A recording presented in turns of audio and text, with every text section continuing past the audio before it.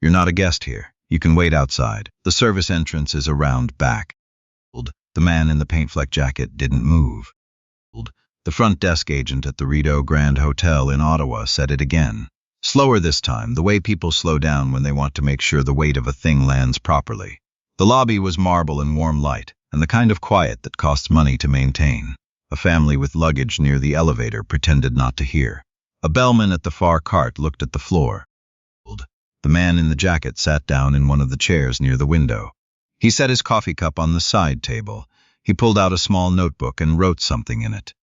Then he looked at the front desk agent with the patience of someone who had been waiting for this exact moment for a very long time. His name was Theo Marchetti. He was 34 years old. He had grown up in a 3-bedroom apartment above a laundromat in Vanier, the east end of Ottawa that people from the west end still called the wrong side. His mother had cleaned rooms at the Rideau Grand for 11 years. She had used a staff entrance on Waller Street every single day. She had never once used the front door. Theo Marchetti had owned this hotel for 6 weeks. Nobody at the front desk knew that yet. He had bought it in March through a numbered company. The sale had gone through a law firm in Toronto. The previous owner, a Calgary real estate group, had shaken hands with a set of signatures and never met the buyer in person. The board of directors had been notified by memo. The regional operations manager had been notified by email. The general manager of the Rideau Grand, a man named Fenton Gale, had received a letter on letterhead informing him that new ownership had assumed the property and that an operational review would begin at an unspecified date. Fenton Gale had read the letter, filed it, and gone on managing the hotel the way he had managed it for 9 years, with the instincts of a man who believed that the look of a thing was the thing itself. Theo wrote 2 more notes in his notebook. He looked at the lobby. He had been sitting in this chair since 11 in the morning. It was now 12:47. In the time he had been sitting here, a man in a suit had been greeted by name at the front desk and offered an umbrella because rain was forecast. A woman in workout clothes had been pointed gently toward the gym on the 2nd floor before she could ask. A teenager with a designer bag had been smiled at as though she were the most welcome person in the building. 3 other people had been redirected. A man in a trade uniform, an older woman with a reusable bag from a No Frills, and he wrote that down too. At the housekeeping station near the East Corridor, a woman named Adeyeze Nanadi was folding a cart liner and watching the lobby through the glass partition. She had worked in this hotel for 9 years. She had seen Fenton Gale redirect guests before. She had seen the pattern of who got redirected and who got smiled at. She had been writing it down in a small green notebook she kept in her apron pocket since February, 47 incidents. Dates, times, names when she could get them, a description when she couldn't. She had not sent the notebook to anyone. Her son had a daycare spot that cost more than she had thought it would. She needed the hours. She looked at the man in the paint jacket sitting in the lobby chair and thought, he is not who they think he is. She could not have explained why she thought that. Something about how still he was. Something about the way he wrote in his notebook without looking at it. The way a person writes when they are used to writing while watching. She went back to her cart. She kept the green notebook in her pocket. The woman who changed everything walked into the lobby at 1:15. Her name was Celeste Dumont. She was 22 years old and had taken the 95 bus from Barhaven with her daughter on her hip and a printout of a confirmation email in her hand. The daughter was 2. She had on a red coat that was slightly too big for her. She had her face pressed against her mother's shoulder the way small children press themselves into the nearest warm thing when a room is too big and too quiet and too bright. Celeste had booked a room for 1 night using an online deal. The printout showed the confirmation number. The room had been prepaid. She had saved for it for 6 weeks because her sister's wedding was the next morning, and the venue was 3 blocks away, and she did not have money for a cab from Barhaven if something went wrong with the bus. She walked to the front desk. She put the printout on the counter. The agent who came to the counter was not the same one who had redirected Theo. This agent was younger. He looked at the printout. He looked at Celeste. He looked at her daughter. He smiled the smile of someone who had been trained to smile and had not yet learned to mean it. He typed something. He typed something else. He picked up a phone and spoke quietly into it. Then, he came back to the counter and told Celeste that there appeared to be an issue with her booking and that her reservation had unfortunately been allocated to another party due to a system error. and that the hotel was very sorry for the inconvenience, and he would be happy to suggest some alternative properties in the area. Celeste said, I paid for this room. The agent said he understood, and that a full refund would be processed within 5 to 7 business days. Celeste said, my sister's wedding is tomorrow morning. I don't have anywhere else to go tonight. The agent said he was very sorry, and that he could call a car to take her to a Best Western on Colonel By Drive. Celeste's daughter shifted on her hip. The little girl in the red coat looked at the marble floor and the warm lights and the cart near the elevator, and then at her mother's face. 2 meters away at the concierge desk, a man in a blazer turned back to his computer. A woman near the fireplace seating area looked up from her phone for 3 seconds and looked back down. Theo Marchetti set his coffee cup down on the side table. He stood up slowly. He did not move toward the front desk. He watched. An older man came out from the back office behind the front desk. He had silver at his temples and the walk of someone who had been in charge of rooms long enough to believe he was in charge of the people in them. This was Fenton Gale. Fenton Gale looked at Celeste. He looked at the confirmation printout. He picked it up and set it down. He said, very gently, in the voice of a man who believed that gentleness and fairness were the same thing, that unfortunately the hotel had certain standards it needed to maintain for the comfort of all guests, and that he felt, personally, that this particular property might not offer the experience she was looking for, and that he wanted to make sure she found something that was a better fit. He said all of this without once saying what he meant. Celeste said, I want the room I paid for. Fenton said, of course, and we're going to make this right. He slid a card across the counter, a $50 voucher, good at any participating location in the portfolio. Celeste looked at the card. Her daughter put her face back in her mother's collar. From the housekeeping corridor, a Daisy Nanadi had come through the glass partition door with a fresh stack of amenity kits. She had heard the last 2 minutes. She set the amenity kits on the edge of the desk without being asked and said quietly but loud enough. The booking system pulled her reservation into the overflow queue. It happens when a manually overridden block cancels the auto hold. Her room is still available. Suite 412. I saw it come off block this morning. Fenton turned to look at her. Adaze looked back at him without blinking. She had been looking at him the same way for 9 years. Fenton said, that's been handled, Adaze. Daisy said, of course. She went back through the glass partition door. But she did not go back to her cart. She stood inside the partition and took the green notebook out of her apron pocket and wrote down the time. Fenton turned back to Celeste and said the situation had been reviewed and unfortunately the room was not available. Celeste picked up the $50 voucher. She looked at it for a long moment. Her daughter's hand was wrapped around the collar of her coat. She put the voucher in her pocket. She picked up her bag. She turned. She walked past Theo's chair near the window. Theo said nothing. He held her eyes for 1 second. She looked at him the way a person looks at a stranger, when they understand that the stranger understood what just happened, and that it meant something that he did. She walked out. The door opened and the November air came in and then the door closed. Theo wrote one more thing in his notebook. Then he stood up, crossed the lobby, and sat down at the front desk counter.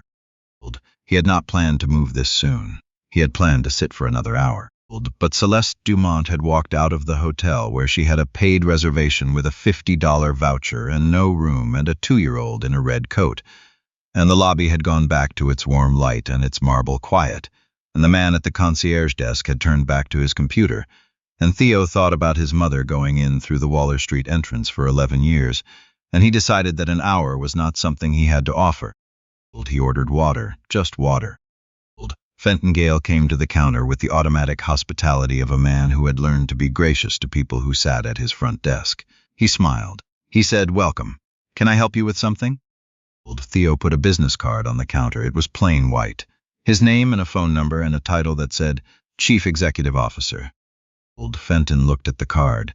He looked at the paint-flecked jacket. He smiled, smaller this time. He said, I'm sorry, sir. Are you here for a meeting of some kind? Theo said, I'm here because 3 months ago I requested an operations report from this property and received a document that told me everything was running well. He looked at the lobby. He looked at the concierge who had turned back to his computer.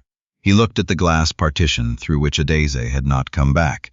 I've been sitting in that chair since 11 this morning, he said. I want to tell you what I saw. Fenton said, "Sir, I'm not sure I understand." Theo said, "I'd like to start with the woman who just left." He said it evenly. He did not raise his voice. He looked at Fenton Gale the way a man looks at a thing he has already decided what to do about.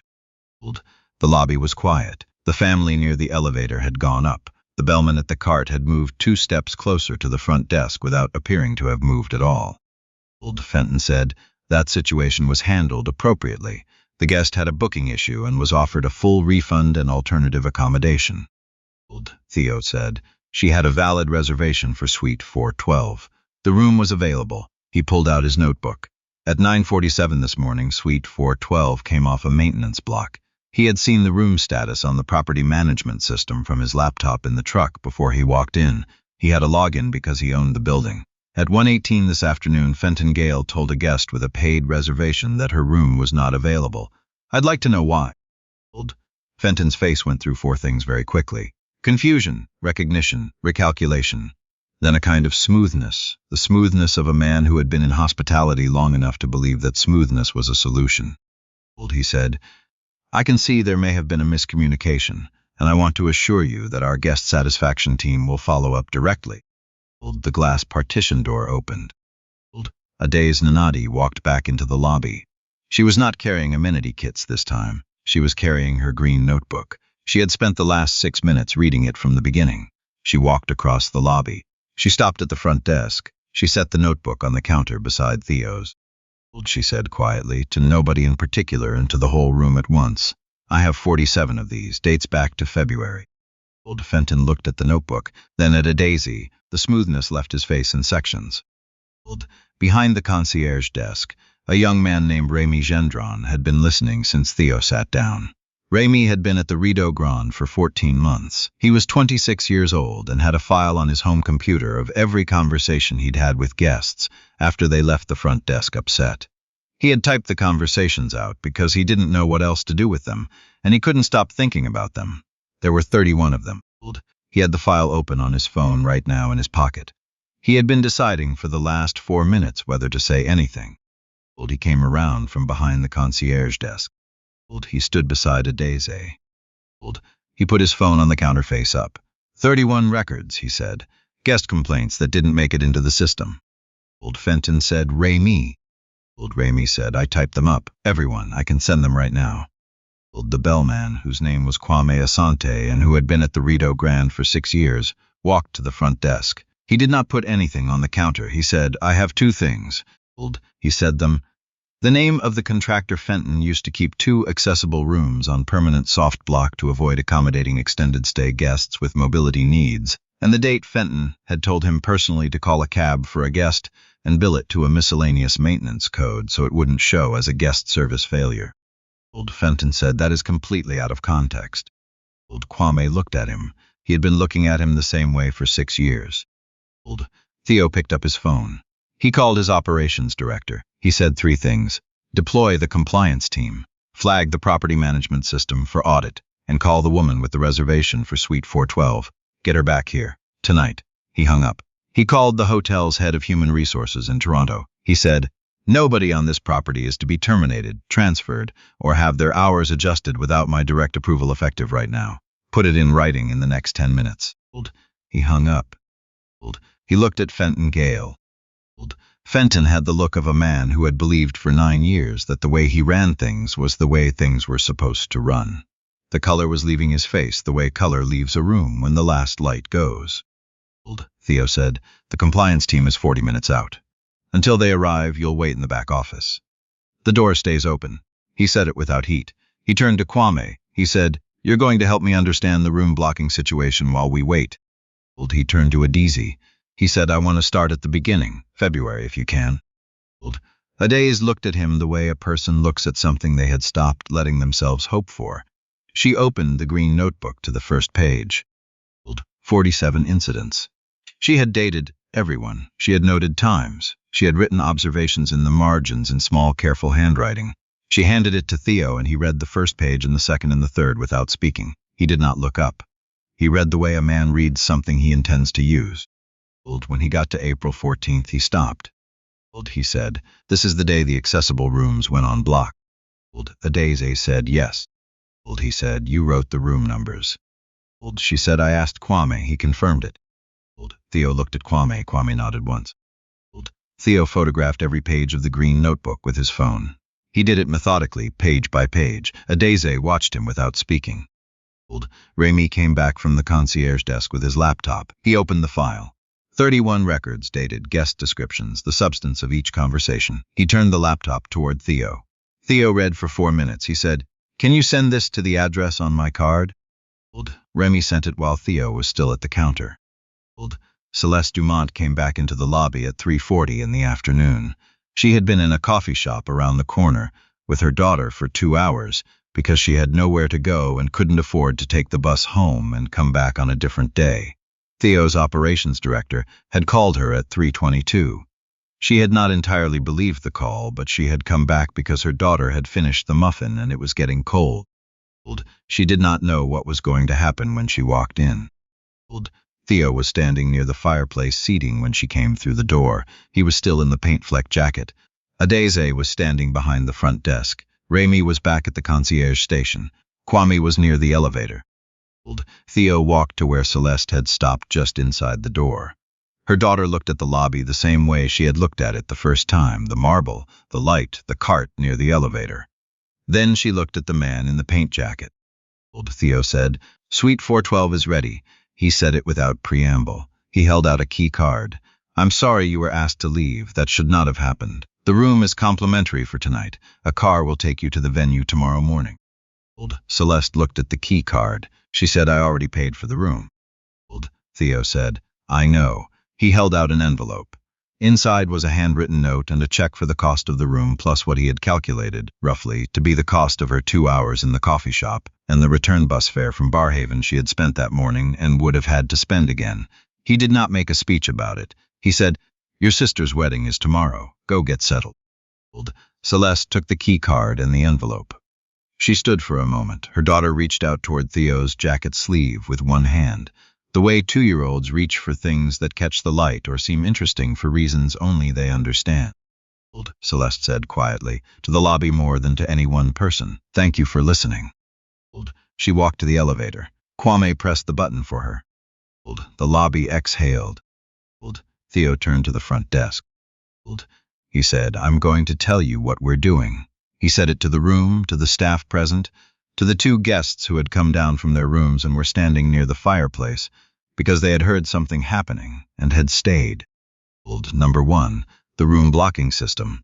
Every soft block on accessible and standard rooms in this property requires a documented medical or maintenance reason filed with the operations director. Undocumented blocks will trigger an automatic audit. It starts this week. Number 2, the front desk incident log. Every guest interaction that results in a redirect, a canceled booking, or an alternative accommodation offer will be logged within the hour by name and time. The log will be reviewed weekly by a committee that does not report to the property general manager. It begins tonight. Number 3, the guest complaint record. No complaint submitted through any channel can be closed, deleted, or reclassified without review by a member of that same committee.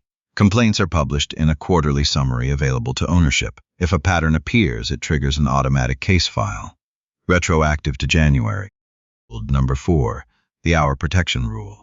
Any staff member whose hours are reduced by more than 15% within 60 days of submitting an internal concern will have their case reviewed directly by the office of the CEO within 72 hours. He paused. He looked at Ateze. Number 5 has a name, he said. It's called the Anadi Protocol. Any staff member with 5 or more years at a property who has documented a concern in writing has the right to escalate directly to the ownership office, bypassing all regional and property management. The protocol is named for the person who kept a green notebook in her apron pocket for 9 months because there was no other place to put what she saw. Adeze did not move. She did not smile. She said, after a moment, I'd like the rest of today to think about it. I haven't had a shift where I wasn't watching my back in about 8 months. Theo said, take the week. He turned to Remy. He said, the direct incident channel needs someone to train other properties on how it works. Someone who knows what gets missed because it never makes it into the system. I'd like that to be you if you want it. Remy nodded. He did not say anything. His throat was doing the thing throats do. He turned to Kwame. He said, the accessible room situation needs a full remediation file. Someone who can go property by property and verify compliance. Someone who already knows where the blocks are hidden. Kwame, that's a senior role. If you want it, it's yours. Kwame said, I want it. Then Theo turned to where Fenton Gale was standing near the back office doorway. The compliance team had arrived 20 minutes earlier. 2 of them were in the back office with Fenton's personnel file and the property management audit logs. Theo picked up the $50 voucher that Celeste had left on the counter when she'd come back. She had put it down without saying anything about it. He set it on the front desk. He said, that voucher is not an apology. He said it without raising his voice. An apology is a room that was ready and a car for the morning and a person who is not made to feel like an inconvenience in a place where she is a paying guest. He looked at Fenton. The complaint log for this property shows 4 guest redirects in the last 90 days. The actual number, based on what Adeze documented and what Remy recorded, is 43. I want to know where the other 39 went. Fenton said, I ran this property for 9 years. Theo said, I know. He looked at the compliance team lead in the doorway. She nodded. He said, the federal accommodation complaint goes in tomorrow. Your access to every property system is suspended as of now. He did not say it loudly. He did not say it slowly. He said it the way a person says a thing that has already been decided and does not require drama. 2 members of the compliance team walked Fenton Gale to the front entrance. He did not look back at the lobby. Celeste Dumont, watching from near the elevator doors with her daughter on her hip, watched him go. The little girl in the red coat waved at the back of his blazer. Nobody told her to stop. The lobby settled, not into the same quiet it had been before, but into something looser, something that had been holding tension it hadn't admitted to holding. Adeze Nadi went back to her cart. She put the green notebook into her apron pocket. She thought about taking it out again, about whether it needed to be in her pocket still, and then she thought about 47 entries in 9 years, and the sound of the lobby when it believed it was unobserved.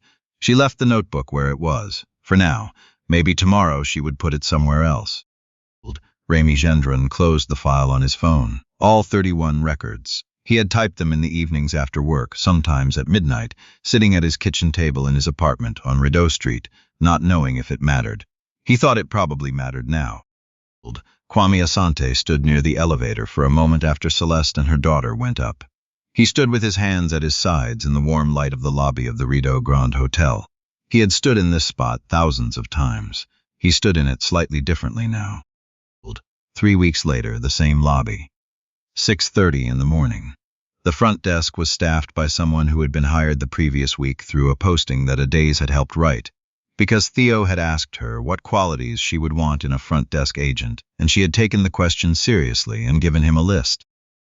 The incident log had 62 entries. All 62 had been reviewed. 11 had generated case files. None had been closed without resolution. Celeste Dumont's sister had sent a card. It was on the front desk in a small frame that Remy had put there without asking anyone's permission. Inside it said, she walked in nervous and left feeling like a person. That's all anyone wants. Theo Marchetti came in at 6:45 in a gray sweater and no jacket. He had taken the 86 bus from Vanier. He said good morning to the new front desk agent and asked if she needed anything before the morning rush. She said she was good. He went and got a coffee from the lobby cafe and sat down in the chair near the window. The chair he had sat in the first morning. He sat there for 20 minutes before anyone noticed he was the owner, and when someone did notice, when the cafe attendant recognized him from a staff meeting and mentioned it to the front desk agent looked across the lobby at the man in the gray sweater with the coffee cup and the notebook, and she thought, that makes sense actually, and went back to what she was doing. Adeze arrived at 7:15. She signed in, she went to her cart, she started her shift. She did not take the green notebook out of her apron pocket that morning. She had put it in her locker the night before.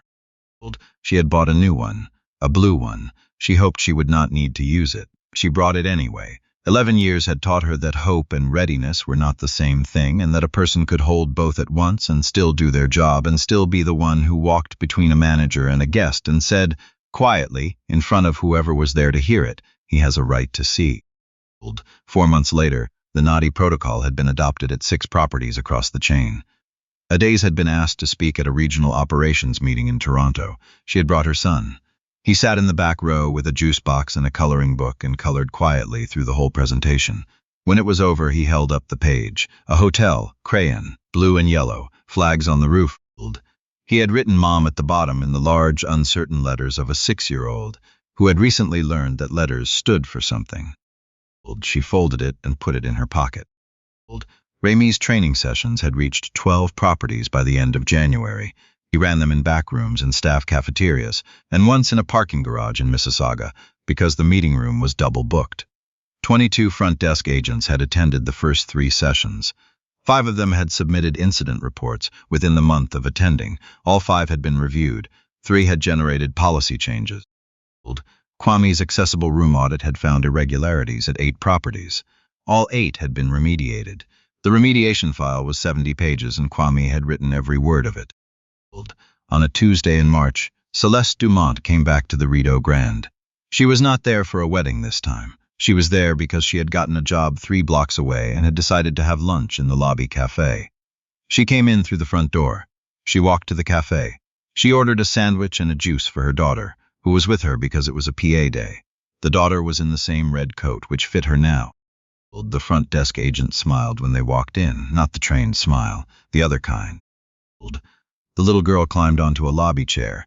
She looked at the marble and the warm light and the cart near the elevator. She looked at all of it without pressing her face into her mother's collar. She kicked her feet and ate her sandwich and watched the lobby with the open, interested eyes of a child who has learned, in the limited way 2-year-olds learn things, that this is a place where her mother is not afraid. Theo Marchetti was not in the lobby that day. He was in Hamilton looking at another property. But the chair near the window was still there, and on the side table beside it was a coffee ring from that morning. And if Celeste had looked carefully, she would have recognized the shape of a morning that had decided to become something else. The front door opened, November light came in, then the door closed and the lobby went back to its warm quiet. Somewhere in the building, a cart moved down a corridor, a key card beeped. A room opened to clean air and straight lines and the small reliability of a made bed. The bell above the front door had been replaced with a quieter one the previous week. It didn't ring so much as acknowledge. It acknowledged now. Someone had come in. The front desk agent looked up. She smiled. She said, "Welcome to the Rideau Grand. How can I help you?" And she meant it. There's a thing that stays with you after a story like this. It's not the voucher, though the voucher says everything. It's not even the green notebook, though the green notebook is the whole story, really. It's the cart near the elevator. Kwame stood next to it every day for 6 years. He watched what happened at that front desk hundreds of times. He knew the name of the contractor running the soft blocks. He had dates. He had specifics. And he stood there in the warm light of that lobby with all of that knowledge and did not say it out loud. Because there was no channel that would have heard it, and because being the one who said it out loud, without protection, without someone already listening, costs something most people cannot afford to lose. Most of us know a Kwame, know an Adaze, know a Ramey sitting at a kitchen table at midnight typing conversations into a file because he didn't know what else to do with what he'd seen. Maybe you've been one of them. If you've ever stood in a room where something was wrong and stayed quiet because speaking up would have cost you more than you had to spend, leave one word in the comments. Just one. The thing you saw, the place you were, the thing you knew and carried quietly because there was nowhere to put it yet. We read everyone, because Adaze kept her notebook for 9 months before someone walked in and asked to see it. You don't have to keep yours that long. What I keep coming back to isn't the moment Fenton's face drained. It isn't even the green notebook, though the green notebook is really the whole story. It's the $50 voucher. Because that voucher tells you exactly what Fenton thought justice was worth. A woman shows up with a paid reservation, a 2-year-old in a red coat, and a sister's wedding the next morning. And the answer is $50, and a suggestion to try somewhere that might be a better fit. I've been thinking about what that phrase means, a better fit. It's the most polite way I've ever heard someone say, "You don't belong here." What Fenton never understood, and this is the part that follows me, is that the way you treat people when you think no one important is watching is exactly the information that matters most. He had managed that lobby for 9 years with the deep confidence of someone who believed that running a room well and running it fairly were the same thing. They weren't. And the gap between those two things was 43 complaints that never made it into the system, a contractor keeping 2 accessible rooms soft-blocked, and a housekeeper who had been writing down what she saw for 9 months, because there was no other place to put it. Adaze didn't keep that green notebook because she was waiting to be a hero. She kept it because she was honest about what she was seeing and disciplined enough to record it even when no one was asking her to. That combination, the willingness to look clearly at something difficult and the patience to document it carefully over time, that's not a small thing. Most people see something wrong and either dismiss it or carry it as an unnamed weight. Adaze named it. She dated it. She wrote the room numbers. And Remy typed 31 guest conversations into a file at midnight because he couldn't figure out what else to do with the weight of knowing. He didn't have the power to fix it. He just had the integrity to not let it disappear. That matters more than people give it credit for.